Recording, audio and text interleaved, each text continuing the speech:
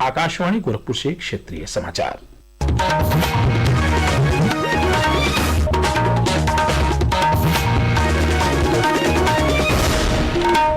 नमस्कार, समाचार बुलेटिन के साथ मैं वेद प्रकाश पाठक।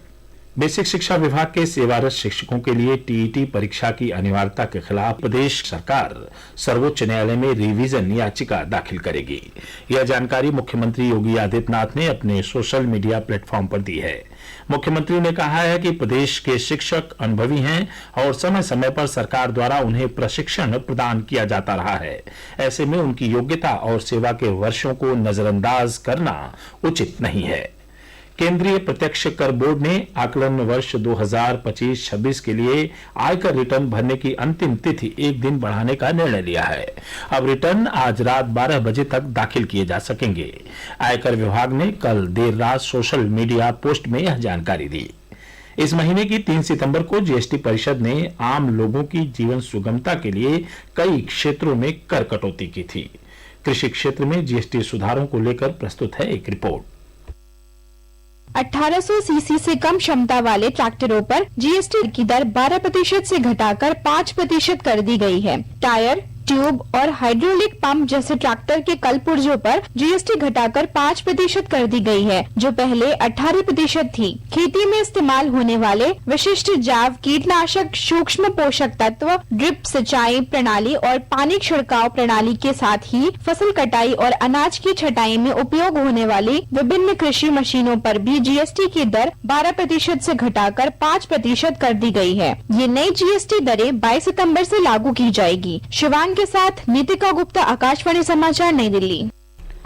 कल से शुरू हो रहे सेवा पर्व के तहत आज लखनऊ में 2 दिवसीय रोजगार मेला शुरू हुआ। मेले का आयोजन कौशल विकास मंत्रालय द्वारा किया गया है।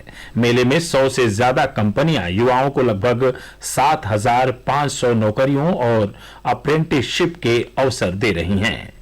प्रधानमंत्री नरेंद्र मोदी के नेतृत्व में सेवा और सुशासन मंत्र से अभिप्रेरित सरकार प्रगति और परिवर्तन के लिए लगातार काम कर रही है। विशेष श्रृंखला सेवा पर्व में नवीकरणीय और स्वच्छ ऊर्जा क्षेत्र में सकारात्मक बदलावों के लिए नरेंद्र मोदी सरकार के कार्यों को लेकर प्रस्तुत है एक रिपोर्ट। स्वच्छ ऊर्जा न केवल कार्बन उत्सर्जन को कम कर रही है, बल्कि हरित रोजगार भी पैदा कर रही है। ऊर्जा की पहुंच में सुधार हो रहा है और एक वैश्विक जलवायु नेतृत्व के रूप में भारत की भूमिका मजबूत हो रही है। पिछले महीने गुजरात के हंसलपुर में एक कार्यक्रम के दौरान हरित गतिशीलता योजनाओं का शुभारंभ करते हुए प्रधानमंत्री नरेंद्र मोदी ने इस बात पर जोर दिया कि स्वच्छ ऊर्जा और स्वच्छ गतिशीलता एक वैश्विक केंद्र के रूप में भारत के भविष्य को आकार देंगे। ये हमारा फ्यूचर है। ऐसे ही प्रयासों से भारत तेजी के साथ क्लीन एनर्जी और क्लीन मोबिलिटी का एक रिलायबल सेंटर बनेगा। मार्च 2014 से जून 2025 तक नवीकरणीय ऊर्जा क्षमता लगभग 3 गुना बढ़कर 226.8 गीगावाट हो गई है। सौर ऊर्जा उत्पादन 1,08,000 गीगावाट प्रति घंटे से भी ज्यादा हो गया है, जिससे भारत जापान को पीछे छोड़ते हुए दुनिया का तीसरा सबसे बड़ा सौर ऊर्जा उत्पादक बन गया है। अपना अनुभव साझा करते हुए वाराणसी उत्तर प्रदेश के श्री आशियानशी ने कहा कि पीएम सूर्य घर मुफ्त बिजली योजना नागरिकों के लिए अपनी छतों पर बिजली पैदा करने और ग्रिड को अतिरिक्त बिजली बेचकर कमाई करने का रास्ता खोल रही है। हर नए सौर पैनल की स्थापना और हर कार्यशील पवन टरबाइन के साथ भारत एक स्वच्छ और हरित कल की ओर अपने परिवर्तन का एक शक्तिशाली अध्याय लिख रहा है। विष्णु की रिपोर्ट के साथ समाचार कक्ष से मैं हिमांशु कांडपाल। लखनऊ के भारत रत्न अटल बिहारी वाजपेयी इकाना स्टेडियम में आज से भारत ए और ऑस्ट्रेलिया ए के बीच टेस्ट मैच की शुरुआत हुई। इस दौरान ऑस्ट्रेलिया ए ने टॉस जीतकर पहले बल्लेबाजी करते हुए लंच ब्रेक के बाद बिना विकेट खोए 138 रन बना लिए थे। बारिश के कारण आज पहले दिन का पहला सत्र नहीं खेला जा सका। मौसम विभाग ने आज से लेकर 19 सितंबर तक पूर्वी उत्तर प्रदेश में कहीं कहीं भारी बारिश की चेतावनी दी है। विभाग ने आज और कल इस अंचल में कहीं कहीं बिजली गिरने की भी आशंका जताई है।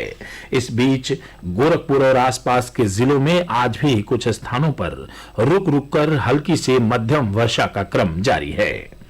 यह समाचार बुलेटिन हमारे YouTube channel AIR news Gorakhpur और एक्स हैंडल AIR न्यूज_GKP पर भी उपलब्ध है। इसके साथ ही क्षेत्रीय समाचारों का बुलेटिन समाप्त हुआ। नमस्कार।